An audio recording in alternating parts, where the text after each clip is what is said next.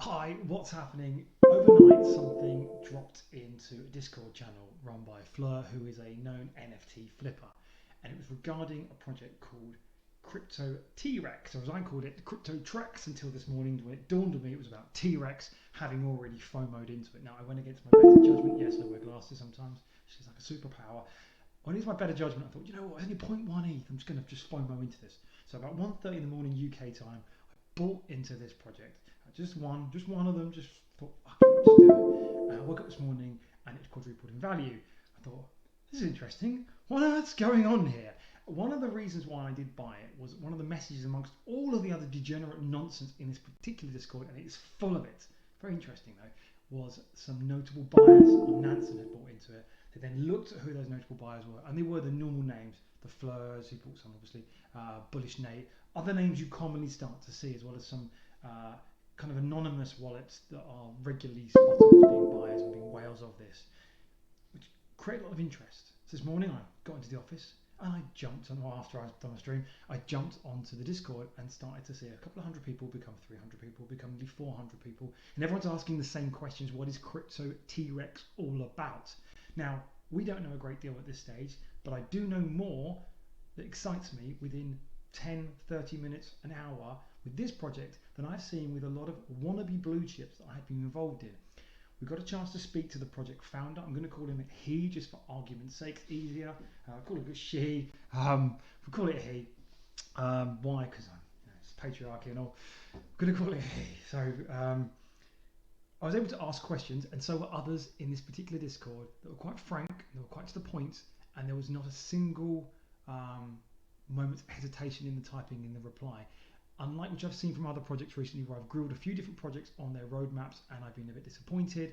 I thought there's some concerns about them. I'm going to bring up my screen so you can see the project in question. Let's just see this one here. That's how it's spelled in the collections in the top browser.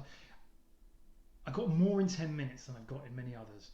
From 100% of revenues, secondary revenues, are going to go straight into the community wallet, which is going to be invested into other projects, which are going to create going to be fractionalized, which are going to create tokens. There's a lot that's not been fixed on yet. Roadmap fully hasn't been released yet. Some people might say, well, this has barely got a roadmap. I've seen roadmaps that are barely a roadmap that are still called a roadmap. So I would rather see one sentence of quality than 2 pages of utter nonsense, and I'm getting one sentence of quality already. So that excites me. That excites me about this particular project. I've got a bunch of questions I want to ask him. I know a lot of other people have as well.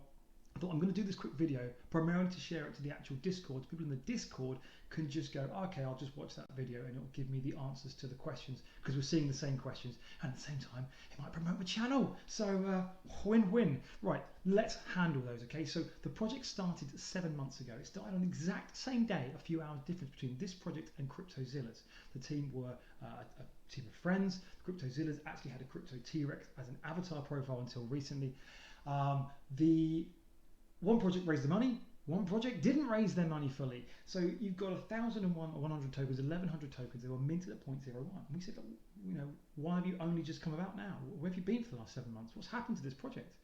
So, well, I didn't, complete the fundraising or complete the sale like everyone else, around me had done. I just, I didn't make the money. And it's 0.01. It's not a lot of money to do any big projects. There wasn't the money there coming in, and I just lost heart. And I guess the human aspect of that is, I suppose, fair enough.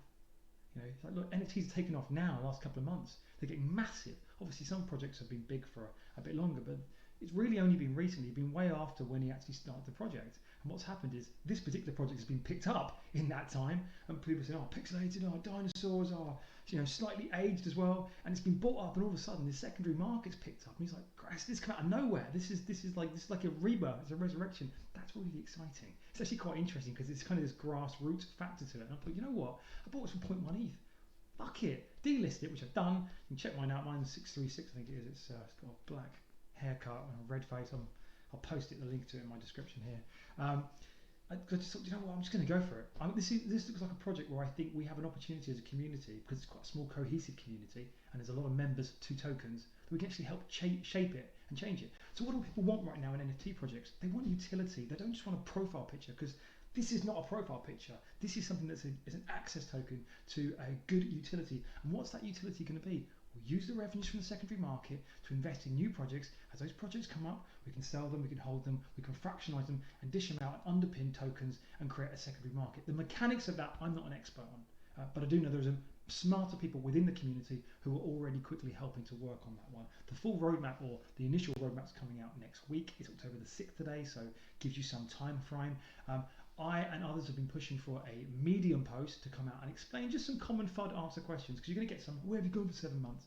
And we said, just be a human. Like, we were like, okay, fair enough, yeah, that makes complete sense. There was no like, there was no leap of logical faith for me to have to understand his answer. Is, I'm someone who's set up many businesses. My background is in businesses. I've run my own businesses for many years, and they don't all pay off. People laugh at some of my ideas, and you kind of get this passionate moment, and then you lose heart when it doesn't go straight away. So the next question is, well, what's going to keep him there if he loses heart again? Well, we're going to make sure in the questions we ask, how do we set up a guardian for things like the Discord? So there's this kind of decentralized organization, and the focus behind creating a DAO system, for those who perhaps aren't fully aware of it, a decentralized autonomous organization. It means if one domino falls, the others don't have to fall. That's the beauty of a DAO. That is the desired focus of the roadmap, is to create a DAO community. So have a DAO community, it's what we call I used to work in the city, my background is in stockbroking, so that's why I have a bit of an understanding when it comes to finance. I have an understanding of how to say things in a way that is worded best to answer common investor queries. Every investor has different needs, but they often come down to the same couple of things. How they word them is different perhaps. It's fear of losing money, fear of not getting the money, greed, wanting that moment. All those things have many different ways we ask those questions, but they come down to a few amount of things we want to tick in our heads. Security, certainty, clarity, transparency. All those things I want to see myself. It's my money.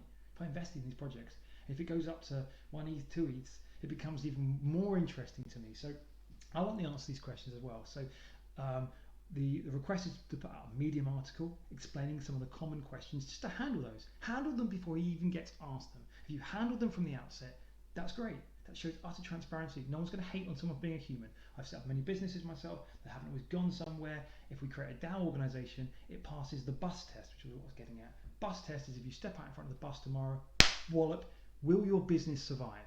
That's something that many businesses fail on because they become very centralized in how they run themselves. They do everything, they try and do everything, and they kind of inhibit their ability to grow. We want to make sure as a DAO this sticks to that, and we're going to hold the project devs to account ourselves because it's our money. So we're quite an active community already. You can see it. A small, powerful community sometimes is better than a very large, disparate community where everyone's just going, when Lambo, when Moon, when bollocks. So that's that. Now, is it overvalued? That's the next question. Okay, well, let's think about this. Okay, so there's 1,000 tokens. It's currently worth about $1,000 a token. So that's $1 million market cap. Okay, if you've got just say 300 people, and in that 300 people, you've got web developers. How much is an expensive developer in Solidity code right now? I imagine it's a good 6-figure salary per annum. What's the value to a company of having that on hand for free because it's part of the community? That's a value. That's the community value people talk about. Not just 100 or 1,000 people going, oh, put my arm around your shoulder, mate. No, there's a web dev there who can do Solidity coding. My background is in investor communications, making sure that the messages that go out to investors are worded in the best way possible and sell. It's why I now have an e-commerce business that focuses on helping companies when it comes to things like e-commerce and user experience, empathetic marketing. Well, what's the value to a business of having someone who knows how to sell things, how to word things, and how to attract new investors? That's a value. There's web designers, you've got graphic designers, meme artists, comedians, people who can put out social media content, strategy, business marketing. There's a vast number of different sets of available skills at hand, and that's the value of the community. So is that community worth $1 million? Because it would cost a lot more than $1 million probably to put together a community like that with all those skills available at no other cost other than their token investment. That's the value. So then you start having the secondary revenues come in, and you've got a system that can create revenue streams. That's worth something. That's a set up revenue system. That money goes into a centralized community wallet. So we want to see transparency, and we've asked that. That's going to come. We're going to see transparency within the wallet. That's exciting. We're going to see where that money goes and how that money gets spent. We're going to create a decentralized autonomous organization system within the community, and we're going to be demanding. So we are going to do it as a community. We're going to be looking at doing that, and I think that's what's made me very excited that I have so quickly seen something I've been able to attach myself to and feel that I can add value and feel I can make an impact. I think if that's something that you're interested in, then this may be worth just following and paying attention to. And that's it in a nutshell what we know so far. So next one people are going to ask are who's running it? Who's running it? Okay, good question. Now in the UK, if you were to pull investments together for other people and you were to run a fund, it's called a collective investment scheme. It's a regulated factor. Now this isn't based in the UK. I'm based in the UK. I just know I'm speaking from a UK perspective.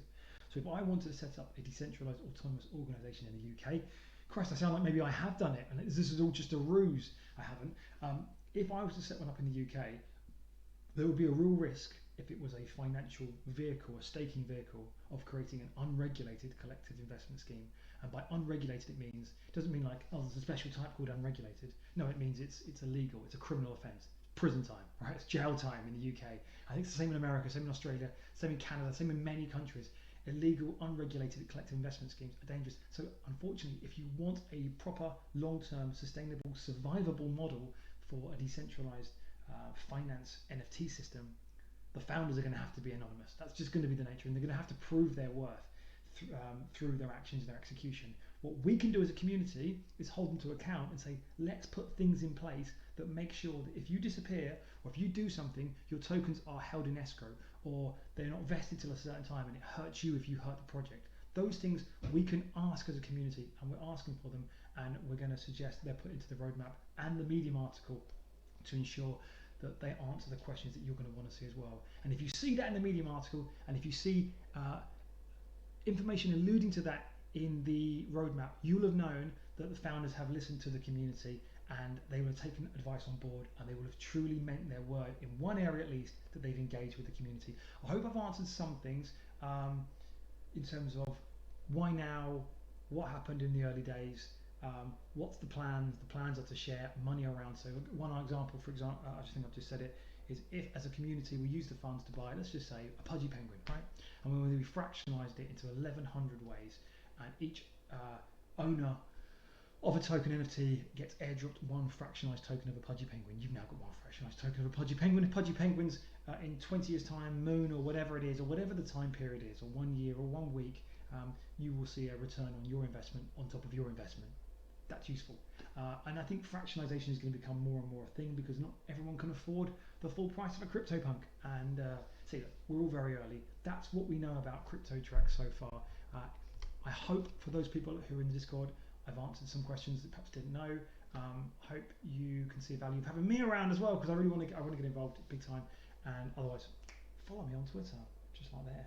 That's the Twitter. It's the Twitter that one is. That's it. That's what we know about Cryptotrex. Cryptotrex? Cryptotrex.